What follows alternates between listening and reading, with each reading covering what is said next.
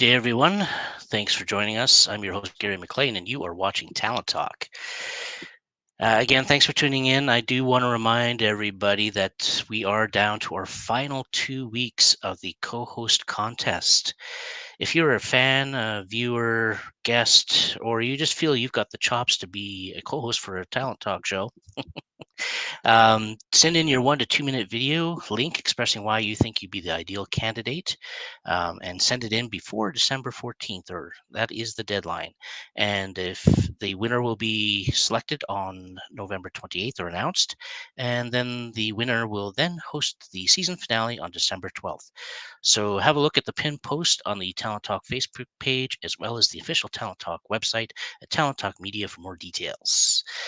Also, a reminder that this is a live show, so for you viewers watching right now, don't be afraid to say hi, comment, ask questions. And if you do ask questions, we will definitely make a point of addressing them as we kind of progress through the show. And yeah, that brings us to today's guest, who is a Gemini Award winner for her role as Gail Stoney on the APTN network TV series Blackstone. Some of her recent works include Tribal, Tin Star, Parallel Minds with some of her previous works, including North of 60, Deadman, Bury Me at Wounded Knee, Arctic Air, to name but a few. She has worked with A-listers such as Johnny Depp, Benicio Del Toro, and her international success as a talent as an Indigenous actress has been an inspiration to many. So please join me in welcoming this Canadian acting icon, Michelle Thrush. Good morning, Michelle. Good morning, Gary. How are you today? I'm doing well, thank you. Um, we already have a comment. Somebody's just saying, yeah, we've set the bar pretty high, bringing you on. Oh. So, yeah. That's sweet. How are you doing today, by the way? This fine Saturday morning. I'm doing as well as I can. We're in the middle of a pandemic and isolated and not seeing a lot of people, but I'm doing pretty good considering all that. And how have you, kind of coped with the whole COVID thing anyway? It's been kind of slow for everybody, but some productions are starting to kind of creep up here. So I was just kind of curious how that's working out for you. Well, I've mostly, to get through this pandemic, I've been doing a lot of cooking and a lot of writing and doing things like that. But I'm also artistic director of a theater company here in Calgary called Making Treaty 7. And that's been keeping me really, really busy. So, Okay. Not to, do you consider that as being COVID being a bit of a blessing in disguise for that project, or? I suppose, or maybe that project is a blessing in disguise for COVID. There we go. Yeah, Yeah, definitely tell us a little bit about it for sure. What it's about and how it started, and yeah. would love to. Making Treaty 7 is something that's out of Calgary, Alberta, which is where I was born and raised and grew up here. And back in 2012, there was a beautiful theater icon by the name of Michael Green here in Calgary. And he approached myself and some other people and asked if we wanted to put something together for a huge art celebration that was going on in Calgary. And he wanted to have Indigenous presence in that. So a bunch of us got together and we created something called Making Treaty 7. And we first premiered it back in 2013, 2014 here in Calgary. And we brought together Indigenous, really high caliber artists and oh my gosh, my cats on the piano. We brought together Indigenous and non-Indigenous artists that were super high caliber. And we brought together elders from Southern Alberta, from the various nations here in Southern Alberta, the Piikani, the Siksika, the Kainai, the Tsuut'ina, and the Nakota nations, who were all a part of this thing called Treaty 7. And that was signed in 1877 down in Siksika. And so we brought these elders together, and they had never been asked before, like, what history do you know from your parents and your grandparents of this treaty? What do you know about prior to the treaty? What do you know about after the treaty? and how does that affect you today? And so we created a beautiful show, and it was just a multidisciplinary performing show using about 15 to 18 artists on stage. And it got to be so big that we were having audiences of 2, 3,000 a night. And it was just something that was phenomenal here in Calgary and created a lot of change and created a lot of bridges between Indigenous and non-Indigenous people. And so I was a co-director on those shows, the big shows that we did, as well as an actor. And now I'm the artistic director of Making Treaty 7. So yeah, that's what's been keeping me going through COVID. Wow, and yeah, I think that's amazing. And um, do you? I'm just not that I really want to make anything political, but I'm just kind of curious. I have heard before that um, sometimes within the Indigenous community there has been a bit of a loss of historical knowledge within certain communities. And is that something that Treaty 7 is actually trying to bring forth and recreate and um, instill that history back into each nation? Well, yeah, I mean, we are in a place right now in Canada where we're truly beginning to learn about the history of this country, and it's not been whitewashed. Um, through Truth and Reconciliation, through Survivors of Residential School, the history is being recounted in a way that it's never been in Canada. And there's things that have happened in this country that were never spoken about.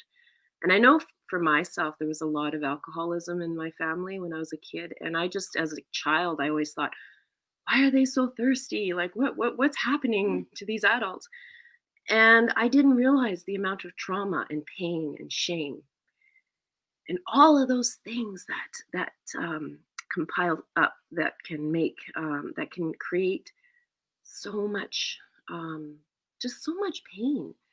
And as an adult, when I started to understand that, I started to realize that, that we are survivors, and the amount of trauma that's happened through the last 4, 5, 6 generations, that's being spoken about. And the more that gets spoken about, the more we are able to find our truth and our voice. So when we talk about Making Treaty 7, we talk about, allowing elders, first of all, to have their truth spoken about. And we took that as artists into our hearts. And then we created these amazing vignettes all about the history of what these elders were saying to us. And anytime you speak truth, it creates such a powerful opening of people's hearts. And so that's, I think, I don't think when you ask if history has been lost, I think it's just been waiting to be spoken about. I think when I look at young people today, at our youth, Indigenous youth, there's so much power in there. And the more they learn about who they are from their elders and from history, the more generated power we have to go forward as Indigenous people. So yeah, I'm totally in a place of honoring the past and honoring the voices that have been silenced for a very long time. Right. And again, what a great way to help with that with the arts, right? Because everybody can relate to it, honestly. Exactly. Yeah, as has been brought up many times before, the arts just don't get enough recognition for what they can actually do, for society in general. Mhm. Yeah, so great. That's awesome. I'm glad to hear that's working out for you and picking up speed, and wish you the best luck with that project for sure. Yeah. Um, I'd definitely like to kind of touch on. I'm just going to jump right into it. I'm just going to say, let's talk about your Gemini. Let's talk about that Gemini. That Gemini. Mhm. I mean, the Gemini. Yes, it's the more prominent award, I guess. But you also won like a Leo for it, and oh dang, what was the other one? The Oh, Rose. the ATSI one, I believe, or the Ampia. Sorry, the Ampia award. Yeah. And it was for the same role, I believe, right? Uh, the Gemini was definitely for Gail Stoney, and then I won 3 Best Alberta Actress Rosie Awards for Gail Stoney, and then the Leo though was for Arctic Air, for a character I did on Arctic Air. Okay, perfect. Oh, that's awesome. But the there's a bit of a fun story with your winning of the award, as it was very much a surprise for you. I mean, we always hear the story of, you know, the actor at least acting surprised that Yeah, they won no. the award. But this was not the case for you. No. This was genuine. Yeah, genuine surprise. So maybe you can just walk us through a little bit, and you know, Mhm. if you can recall your emotions at that time and the shock and awe. Yeah, so Unfortunately, I couldn't find a clip, or else I'd show folks. But no, like, I don't know where that clip went, but I will, these kitties are driving me nuts, sorry. They're all over the place.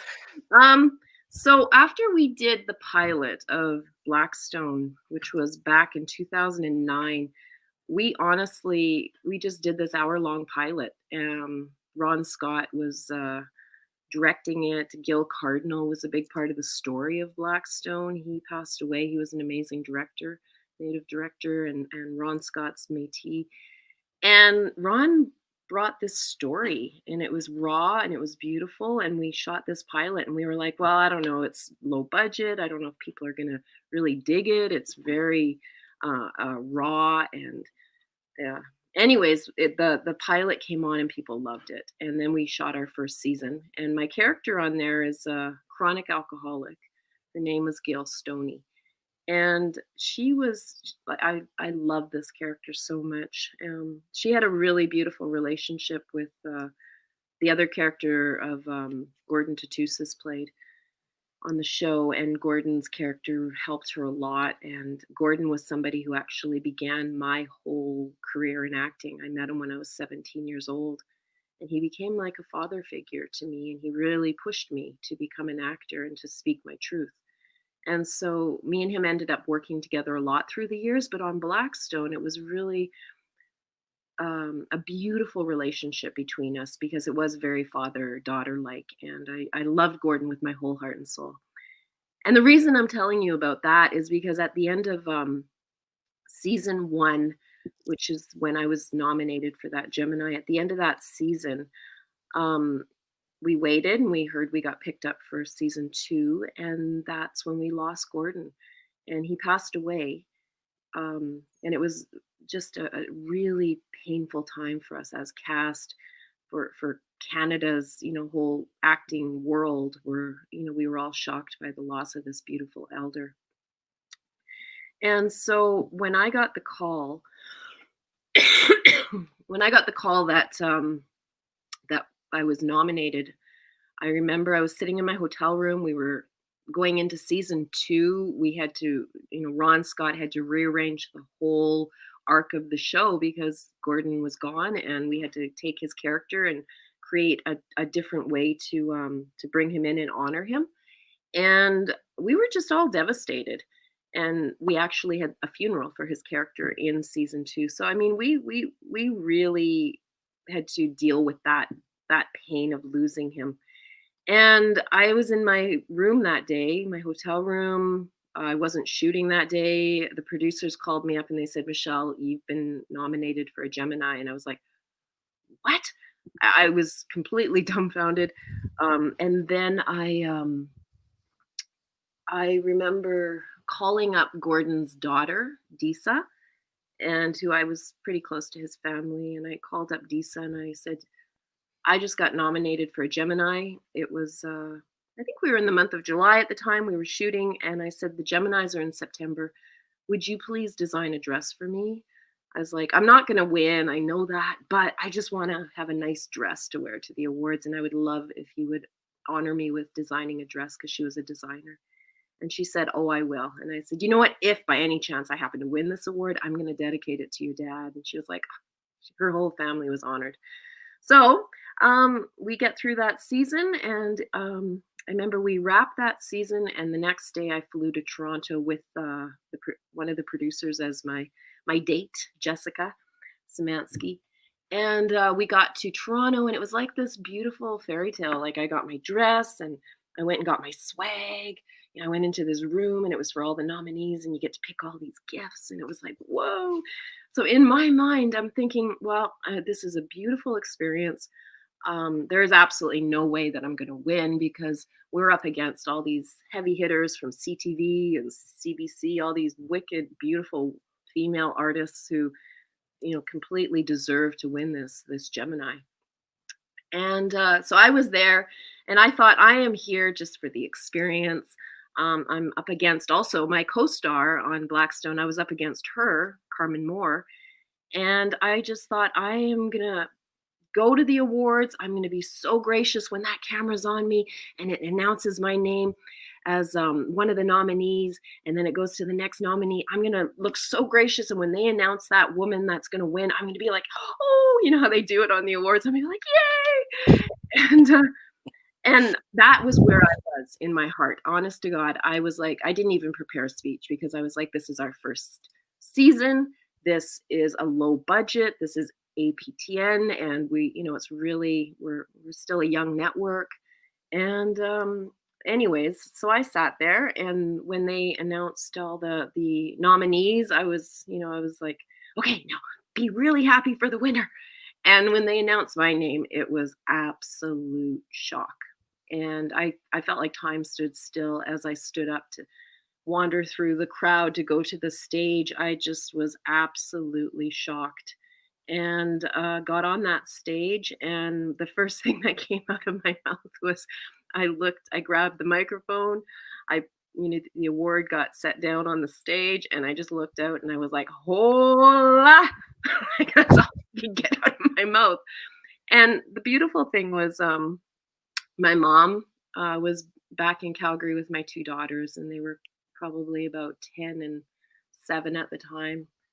And they got to watch it live, and to me that was so beautiful. And then the other part of it was I absolutely dedicated that award to late Gordon Tatusis as somebody who just opened up so many doors for myself and other Indigenous actors along the way. So yeah. And the other thing that I loved was I went to the Geminis completely without thinking of winning, but completely wanting to meet George Stroumboulopoulos. That was why I went to the Geminis. I was like, oh my gosh, I got to meet George Stroumboulopoulos because I had the biggest crush on him. And then I met him, and I met him that night. So that was really fun. And I felt like I met George. So that was absolutely, my night was fulfilled. And the Gemini was just a cherry on top. Okay, I was going to ask which one, took precedence, but that's awesome. I did just find, as we were kind of chatting there, I did find a photo of the dress, so I'm just going to pop it up here, just so folks can kind of have a look at it. Unfortunately, it's we have to peek around it, but and I saw this earlier when I was looking up stuff for you, and as soon as I saw it, I thought, oh, that's a really nice dress. So yeah, very, very nice. And so congrats on that. And Yeah, it was Gemini. Lisa who, the other, just quickly walking down the red carpet. I remember all these women in front of me, and Entertainment Tonight was like, "Where's your dress from?" And they were like, "Oh, New York, and my jewelry's from, England." And they came up to me and they're like, "Where's your dress from?" And I was like, Disa Tatusis, Poundmaker First Nation. It was so cool. Perfect, right? Yeah, a little plug for her. There you go. Yeah. So of course, then you met George, and was it at that same night you guys kind of arranged the interview that you would have with him, or did that kind of come up later?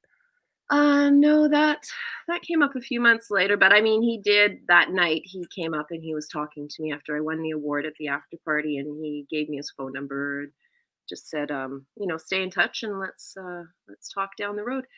And it was, I believe, the producers of Blackstone that reached out to at the time, the Strombo show, and they discussed the possibility of me coming on, and that's how that happened. Yeah. Okay. I texted George. I said, "I'm coming on your show." Right? No, that's awesome, right? That's great to have those connections. I'm just going to pop this image up here as well, just so folks can. Unfortunately, again, I didn't grab any clips, but that was, of course, from your interview with Mr. Strombo. So, Yeah. and how was that experience? Like, I'm kind of curious, especially since you said you kind of had a crush on him. I'm just kind of curious how that influenced the whole interview process. I remember flying to Toronto, I found another Indigenous designer to clothe me. Angela, I can't remember her last name at the moment, but she designed the outfit I was wearing. I was very nervous. Her name will come to me. I was very nervous, and I got backstage, and I remember they gave me a shot of like bourbon or something to calm me, and I took a shot, and then I was like, oh, because I'm not even a big drinker, and it was like, whoa, okay, that warmed me up. And then there I was, just, when you're at the studio doors, and I just thought, oh my gosh, I'm going to die. My heart is racing. There's a live audience out there. I've got this huge crush on George. And I am going to just like right here, my heart is going to kill me. I'm going to fall down on, like, I just was so nervous. And George walks up to me and he's like, he says, are you ready for this? Are you ready to go out there? And I'm like, no, I'm not. And he's like, calm down. This is good. This is just me and you talking. And I went, you're right. This is just me and you talking. And you're not any different than anyone else. Why am I putting you on a pedestal? And then I just kind of gathered up my senses. And I just took a deep breath. I grounded myself, and then I walked on, and it was okay. It was fine. It was really good. And he's very calming. He's a really good guy for interviewing people. And yeah, so it was good. And we had a lot of laughs. And I think afterwards we went and hung out somewhere. Maybe I can't remember, but yeah, it was really fun. Nice. Yeah, like I've seen a few of his interviews, and he's always struck me as having that calm demeanor to Yeah, relax his he's so guests. fat. Yeah, yeah, Yeah. which is good. Yeah, to be honest, I've heard a lot of good things about him just in general, like his professionalism and stuff like that. So, yeah, it's again, congrats for getting on there as well, and having a chat with your crush and all that. Yeah. It's about challenging your fears, hey? It's like you Right? end up meeting all these people in the business, and you just realize they're just human beings with the same fears and the same, insecurities and doubts as you. And yeah, that's what I've discovered through the years. Yeah, no, absolutely, it makes sense. And we do, right? We put people on pedestals, and I'm sure all of us have at least one person we put on a pedestal, and um, unfortunately, I think for you, it probably worked out better in a good way because he was probably kind of what you expected in a way, Yeah. right? A little Where bit sometimes shorter. what's that? I said he was a little bit shorter than I expected, but yeah. Oh, okay, fair enough. But sometimes you run into your idol or your crush or whatever, and you're completely disappointed. Um, True. True. ruins the dream, right? So yeah, it worked out well. We'll say that. Yeah. I do kind of want to go back to a little bit to your actual role on Blackstone. Mhm. We talked about briefly just before the show started, and how we tend to have to dig deep into our personal history to bring out certain characters. And I think that was a strong situation for you as well, where you did a lot of self digging as well. Maybe you can talk a little bit about that process. And um, one thing definitely like to touch on when we do talk about it is coming out of that, digging there, getting there, but then having to bring yourself back out and be normal again. Um, yeah, it's a tough process. I kind of like to get your thoughts on that. Oh, yeah. So, well, Gail Stoney in particular was a very dear character to me. She was a conglomeration of many women in my life and in my family. For those of you who may not have seen Blackstone, it's one of the very first shows that was written, directed, acted, and produced by Indigenous people. And Gail was one of those characters that, if you, well, I guess whether you're Indigenous or not, we all seem to have somebody in our family that is a bit of a fuck up, is able to make anybody laugh. They've got a wonderful sense of humor, but there's a lot of pain under that laughter. And I really recognize that. And so I took a bit of my mother, who was an alcoholic, and my grandmother, and some of my aunts, and a cousin that I was very close to. And just a lot of women in my life that carried that deep shame and pain, but disguised it with this incredible sense of humor. And that's how I saw Gail. And she was somebody that I truly believe with all my heart that when I'm working, um, I am a channel, and I am able to, if I allow myself to be vulnerable enough, I'm able to channel things through me. And I think that as artists, that's sort of what we do. We catch on to that ability to be vulnerable and then to open up that channel that comes through. And with Gail, I felt that so many times with various moments in the many seasons that we shot that TV series. There was many times where I could feel these women around me, and they wanted me to tell their story from a place of honesty. And that was a huge part of what that character meant to me, was bringing voice to women who don't always have that voice. And I think in the end, the payoff was, there was I still have people coming up to me, who say, Gail was my mom, Gail was my auntie, Gail was my grandmother, Gail was me. And they'd never seen any character like that before on television that was able to bring that amount of truth forward for what they'd been through. And I remember this one person told me, he said, Gail, he said, I was adopted out as a baby, and my whole life I made up a story in my head that my mother was, she was just wasn't able to take care of me. But he said, I eventually met her, and she was just a chronic down and out alcoholic on the street. And it shattered his whole idea of who his mother was. But he said he was so angry that she wasn't who he thought he was, and he hated her, and he was embarrassed of her and ashamed of her. And then he said he watched Blackstone, and he said it shifted something in his heart to understand that his mother had a story and that she had a truth that he wasn't aware of. And that, to me, is the whole reason why we as artists do what we do, is to be able to bring that truth and that freedom into characters, and to be able to share that so that other people, it can fill a void in their hearts, or it can empower them to know that there's so much more to who we are and to how we express ourselves. And so, yeah, to me, playing Gail was probably one of the most beautiful characters of my career, and I truly miss her. And yeah, like I said, there's still so many people that identify with her. Absolutely. Yeah, I Mhm. think we all have at least one story we can kind of relate to that in some fashion. Um, Thank you for sharing that, by the way. Mm. And um, again, I'm kind of curious though. So when you're on set and you have pulled all that emotion from that history, and I'm just curious about your, you know, scene's done, it's in the tank. How do you bring yourself out? And Oh yeah. um. Well, I I'm a pretty spiritual. I consider myself a very spiritual person.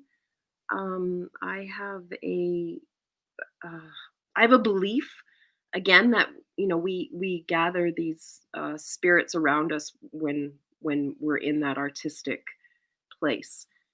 And I know with my whole heart and soul that the scene that I did in that episode that won that Gemini, there was a scene I did where I was walking down the side of the road, and I fall into the ditch, and my dead daughter comes to me. And I remember that scene so well. And I remember walking down that road, and I, honest to God, felt these women take over my body, these grandmothers, these it may sound crazy, but this is my process. And I felt these grandmothers coming through me, and they made me do what I did, the walk, everything. And when I fell into that ditch, it was like they just took over my body. It was so intense. And then when I came out of that scene, I was like, wow, what was that about? And I remember one of our producers walking up to me that day as I walked back to the we did that scene in 3 takes. I remember after I was like, I felt like I was just getting back into my body and walking back to the trailers. And I can remember that producer walking up to me and he said, Michelle, that scene, something happened there. And I wouldn't doubt it if you got an award for that. And I was like, that was the farthest thing from my brain. I just wanted to, just get back into to myself. And as I was walking towards the trailers, I remember just, looking up and just feeling like, thank you. I was so grateful. And I didn't have to do anything to let them go. I just realized that they took over. And I have felt that in other times where I've done scenes. And I can honestly say that, it's again, it's about allowing that to come through me. And then when I'm done, it's just about thanking, being grateful, and just saying thank you, and understanding that, it's not about me. It's about bringing that truth through me. And so that's just being grateful and allowing that character to have her own little area, her own space. I remember I did a film in Vancouver one time called Unnatural and Accidental, and I, again, talking about that process of bringing those characters, I was playing a real life woman who had been murdered in Unnatural and Accidental by Marie Clements. And I remember going down to Pigeon Park in Vancouver where this woman, the real character, had spent time. And I sat down there. This was before, the Olympics cleared all that away from the Vancouver East Side when it was still the Vancouver East Side.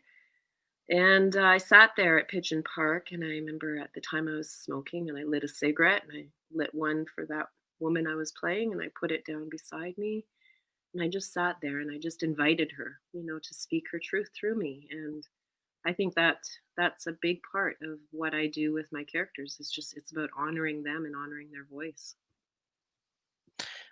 I'm impressed. That's all I can say. And I do remember watching that scene.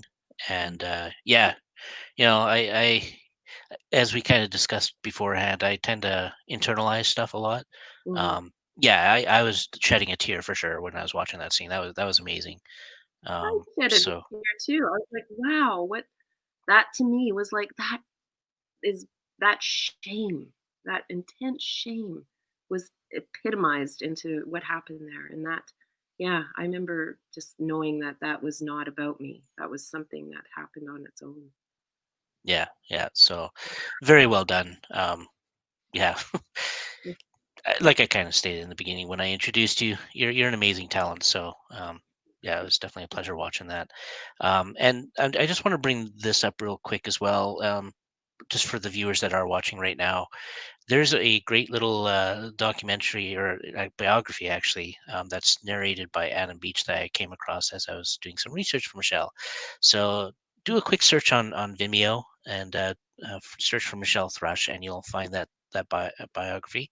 It's a great 20-minute episode. Check it out. It's very informational. I enjoyed that very much, and you'll learn a lot about Michelle. So just throwing that out there. That's my little plug for that. And um, yeah, it's still. I mean, you've got a lot of years of experience behind you, especially compared to myself. So I'm still kind of new to the whole, you know, channeling that emotion and then being able to release it. My first experience with actually channeling that raw emotion and having it flow out of me, it took me like half a day just to get back to normal. I Mhm. don't know if that's something you've experienced or not, but that to me that was a weird sensation. It is. Um, And yeah, it so does, it takes me a bit sometimes too to sometimes I need to have a good cry or whatever to just bring peace to that. But yeah, I totally hear you. It's the strangest thing to be an actor because we place ourselves and our heart, our vulnerable, pure heart, we place it out there in front of the audience and we go, this is me in my most vulnerable place, and then you walk away from it. And you're like, Well, I guess that's it. Yeah. Oh, yeah, we're done. Okay. Yeah, that's a Time to wrap. carry on. Yeah. Um, having speaking of having done this for a number of years now, I want to touch base a little bit, but one of your earlier projects, and I know if my daughter is watching, she'll be excited to talk about this topic. Um, it was, I believe, a movie, Dead Man, with Johnny Depp, and I am going to just pop up that photo here. There we go. Yes, there we go, with Johnny Depp and yourself. Um, this was definitely one of your earlier projects. Like you're, how old were you in this one, if you don't mind me asking? I think I was probably about 24, Okay. 25, I think. It was my early 20s. And just out of curiosity, was that kind of your first touch with having somebody of that stature, like working with Yeah. somebody of that stature? Yeah, And okay. it was, yeah. And how was that experience, I guess, especially for the first one? Well, interesting. I was living in Toronto at the time. And I'd worked with a wonderful actor who starred in that film called Gary Farmer. And Gary is just, again, one of the incredible icons in the Indigenous film industry. He played nobody on the film, if you've ever seen it, and he's from Six Nations, Ontario. Anyways, Gary and me were good friends, and he was working on the film. And Jim Jarmusch, who's brilliant, beautiful, wonderful actor or a director from New York, he directed it. And Gary's character, or yeah, Jim said, Gary, I think they were in the middle of filming. They'd already been shooting for a few weeks, and he's like, I think I need a female character to come on and to play your girlfriend, because I want to explore this whole thing of you and your girlfriend and what happens there. And so Gary said, well, I think Michelle Thrush would be great. So next thing, I'm at home in Toronto, and I get a call from the production office down in the States, and they're like, hey, Jim Jarmusch wants to know if you want to do this film, and we will fly you in, and it's Oregon that we'll be shooting and next week.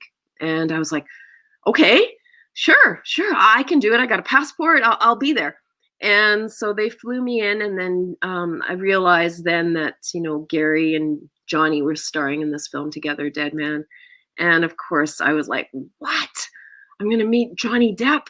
And I was like walking on clouds. And I can remember getting to the set. The interesting thing is Johnny's assistant at the time was a really old friend of mine from Vancouver. His name was Bruce. And Bruce and Johnny met on the 21 Jump Street set. And they became buddies, and Bruce moved to Los Angeles and became Johnny's assistant. So that was really cool, because when I got to the set, the first person I saw was Bruce. And I was like, Bruce, oh my gosh. And he's like, yeah, I'm working with Johnny now. And I'm like, wow, I love it. And then Johnny came up soon after, and just one of the most beautifulest, gracious, and humblest human beings ever.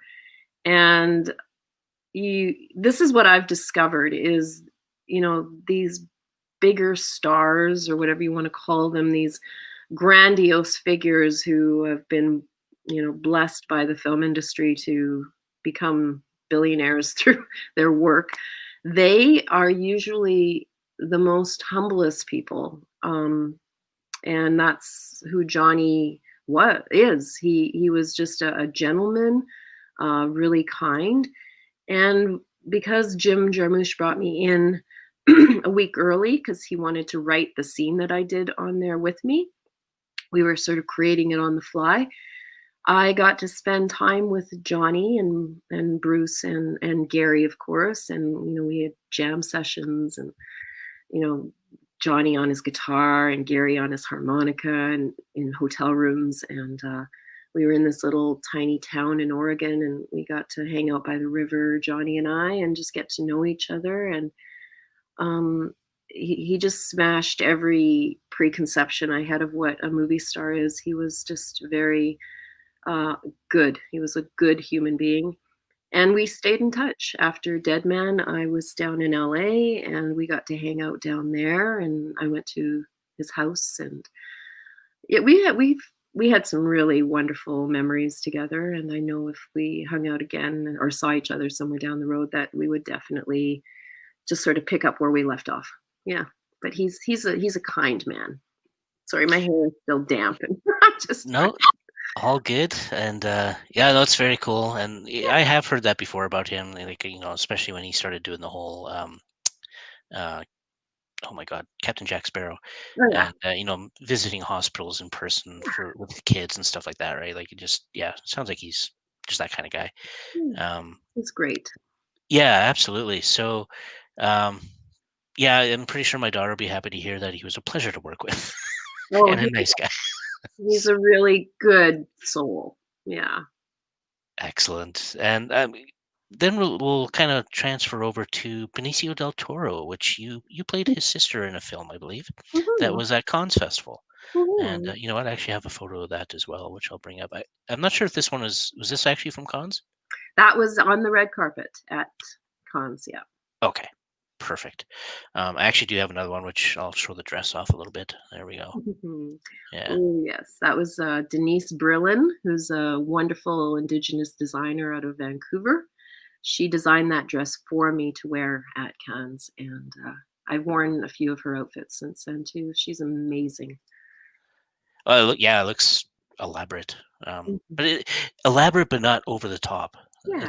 That's the thing I liked about that one as well. Um, so can you tell us a little bit about the film and working with Benicio and Cons actually? Like, was that your first experience with Cons, or had you been there before? Well, DEADMAN was at Cons, but It I did was. Okay. yeah, so that, Okay. when we shot, Jimmy P was the name of the film that we made with, uh, a beautiful script about a Blackfeet, man who was a real person from Montana. Um, it was a great little film, independent film. Benicio and myself played brother and sister on it. The director, Arnaud Desplechin, was from, me trying to have a French accent there, was from, Paris, a very well-known independent director who's had many films in the Cannes Fest through the years. He cast me as Benicio's sister, and I remember, the first day, because we shot that mostly in Michigan and partly in Montana. I remember the first day on set, again, it was that, "Oh gosh, I'm gonna meet him, I'm gonna meet him," and he walks into the, trailer, and I'm getting my hair and makeup done, and I was like, "Oh, there he is, there he is," and he comes in, and he comes right over to me, and he's like, "Michelle, nice to meet you." I'm like, uh,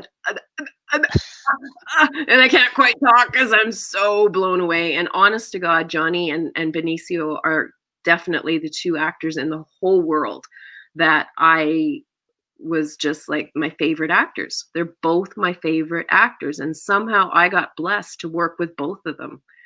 And so he was so generous and gracious. And so we got to set, and I just wasn't grounded enough, I think, because I was feeling a little bit, like we didn't get a chance to really hang out before our first scene. It kind of went makeup right to set, and all of a sudden I'm playing your sister. And I remember, um, we were in this really old monastery in Michigan, a really like 400-year-old monastery playing. We were playing it as a hospital, a mental institute, but we got all these notes from, production saying this is a 400-year-old building and we're so lucky we can be in it, and there's a tiny little space outside that you can stand in and smoke cigarettes, but you cannot go near the building with cigarettes. This is, nuns and priests have lived here for thousands or for hundreds of years. Anyway, so I remember, they were lighting the scene, and Benicio knew I was nervous, and he comes up to me and he says, "Let's step outside." I was like, "Okay."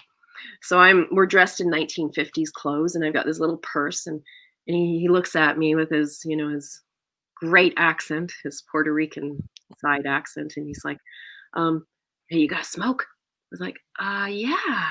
And I open up my little handbag, and he grabs a smoke and he lights it up in the freaking building in this, 400-year-old monastery. And I'm like, "What are you doing?" And he's like, I'll be okay. And he's smoking out the window. And I'm just like, okay, I guess that's okay.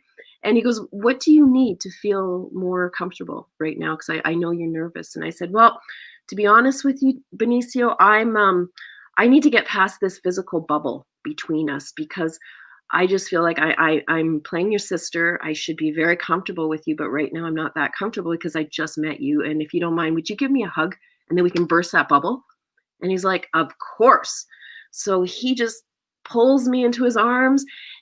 You know, when you meet somebody, you got to get past that bubble to be able to touch them and feel them. And I think that was what I needed. And I remember after that hug, I just went, oh, okay, I can touch you now. I can, I can be your pretend sister and not feel like there's this weirdness between us.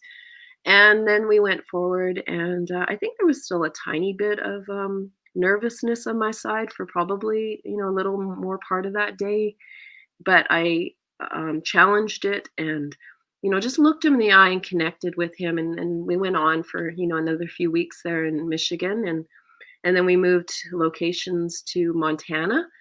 And then I felt really good because we were shooting on the reservation down there. I knew some people. Benicio was kind of out of his territory.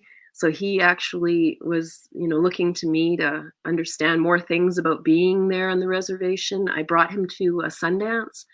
I was invited by some elders with my daughters to go to a Sundance in Montana. And Benicio was like, I want to go. I want to go. So we went to this Sundance together. And it was so funny because elders in community, there's always laughter and teasing, and comedy is a huge part of Indigenous people, and you've been accepted when they start to tease you. And so Benicio, he's like, well, what are we going to do? And I said, well, they want us to come into the Sundance Lodge. I said, I'm going to have to be on this side and you're going to be on this side because, men and women are on different sides. It's kind of like, I don't know how to describe it, like a church in a way for any non-native people listening out there. And there's rules that come to, being in this lodge. It's a, a ceremony that goes on for days. And I bought tobacco and I told Benicio, I said, when you go in there, you offer this tobacco to those elders and you just ask for good prayers. And he goes, I don't have to do anything else. I said, no. They'll, you just go in there and me and the girls will be on this side because he was really good with my daughters. And I said, me and my girls will be on this side and you'll be on this side. And you just offer that tobacco to that elder and you just ask for good prayers. And he goes, okay. So we go into the lodge, we get separated. He goes on this side, I go on that side. And then all of a sudden, the elders are talking in Blackfeet and they're like, and then they start to laugh. And he's like looking around going, what's going on? And then they said, okay, are you ready, Benicio? We're gonna now pierce you with the bone and then we're gonna stick it through your skin. And you have to pull that bone until it breaks through your skin. And then you'll be accepted in here. And he looks at me and I'm like, and then he's like, you're going to stick a bone through my skin? I don't know, because I'm still filming. I'm shooting. I don't know if I can do this. And then all of the elders just crack up because they basically just set him up. So he got initiated into the Sundance. But yeah, no, we had so much fun. It was so nice. And then when we went to Cannes Fest, it was really amazing. And I went there for a whole week. I spent a week there. And I remember we pulled up to the red carpet and our film was in the official, we were competing. There was 10 films. Jim Jarmusch had a film in there too, which was great with, I forget the name of it, Only Lovers Die or something. But anyways, movie stars everywhere, fancy people and hotels and lots of money. And then, on the side of the road, there was a woman and her son asking for change. So there was a real huge, that's what I noticed is a lot of people, poor people that were suffering, and then all these rich people that would, come in and be all fancy and stuff. And so I noticed that. And then also, when we did go onto the red carpet, Benicio was very gentle and kind with me because I was nervous, and he kept holding on to me and going, okay, turn this way and smile. Great. Now turn this way and smile. And now we're going to walk over here, Michelle. And he just was, just like a real big brother. He He took care of me on that carpet, and it was a beautiful experience. We didn't win, but it was still really amazing just to experience that in my life. Yeah. Yeah, no, absolutely. Yeah. Well, yeah, I'd definitely be impressed. That's for sure. One day I'll get there. One day. Mhm. There Yeah. was a question though that somebody just wanted to know the name of the designer for that dress again. Oh, Denise Brillin.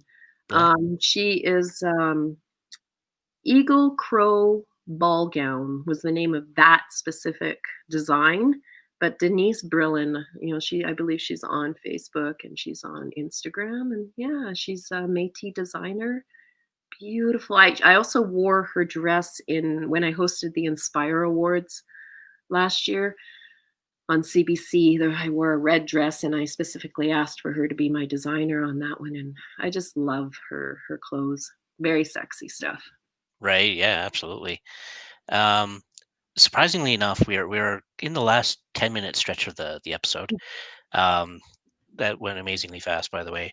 Right now, we've actually had a lot of good comments coming through and stuff like that. So thank you very much for participating. But if you do have any other questions that you'd like to ask myself or Michelle, pop them through.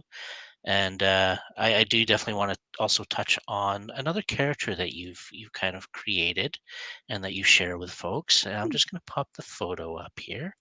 There we go. Maybe you can touch on this character for us and who this is and how this originated and what she does. Okay. Again, this is Cookum Martha. And she is a character that came through me, man, like 30 years ago. Um, she's a spry old Cree woman. Um, she uh, she loves to bug white people. She just bugs the shit out of white people. I have to calm her down sometimes.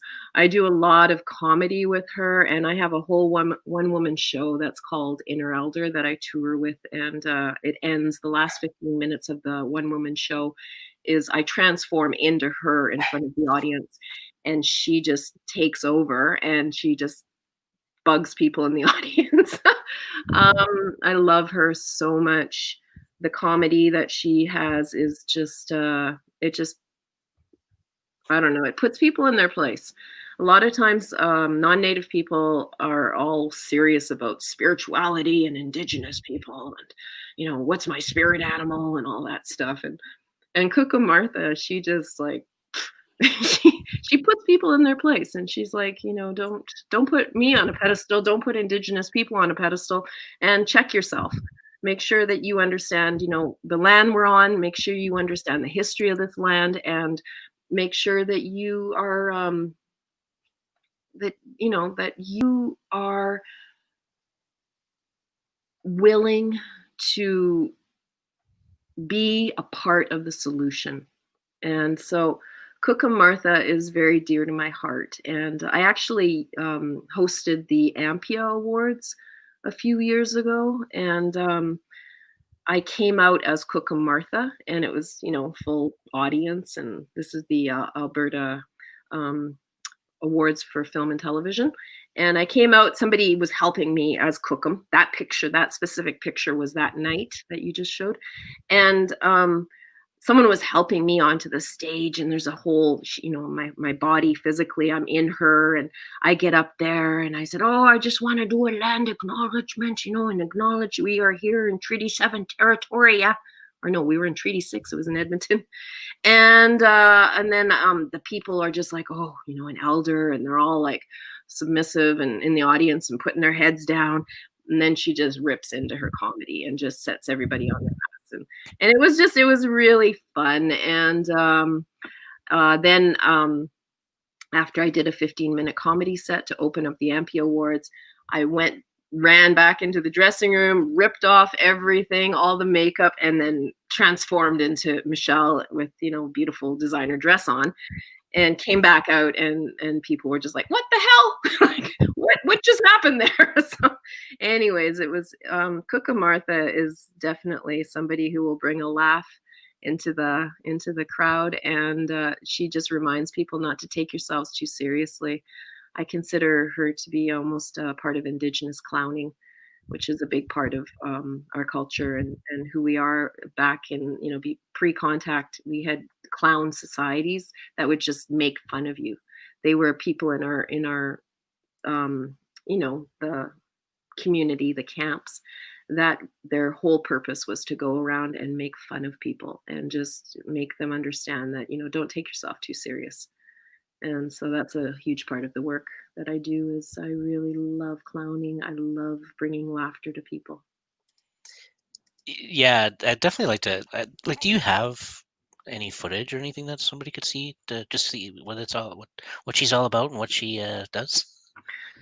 I'm sure, if you look probably online. I know, like I said, when I hosted the Inspire Awards on CBC last year, that we did skits with her, which was a lot of fun. And you might be able to find something on CBC. I don't know. Okay, no, yeah, sorry. And you're still doing that character as well, Oh right? yeah. And you go like across Canada and the whole bit, right? Pretty much, yeah, yeah. Yes, Inner Elder was actually supposed to be touring March, April, May. National Arts Center, which is in Ottawa, was my opening of that show this year for the tour. And she was supposed to be there for a week and then take off for go across and then end up in Vancouver, which it got canceled. So we are hoping once COVID slows down that I can get back on the road with her and bring some laughter to people. Absolutely, yeah. Mhm. I'd like to see that. So yeah, keep me Yeah, posted because I might go to a show if it's local. okay. Yeah. Yeah, I'd be curious. Yeah, we're kind of down to the last few minutes here, but I'm just kind of curious. Do you know what the future is holding for Michelle Thrush at this point? I really don't. I'm in No. a place right now where I'm just sort of leaving it to the universe. Been questioning a lot. I've been in this business for over 35 years, and I have no idea. I feel like COVID has been a reset for me.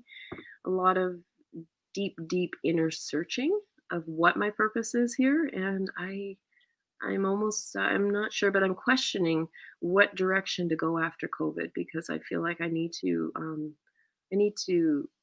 shake things up or something. I'm not sure. I'm just in a place right now of surrender and wondering what that means. What what are we doing as human beings to make this world a better place?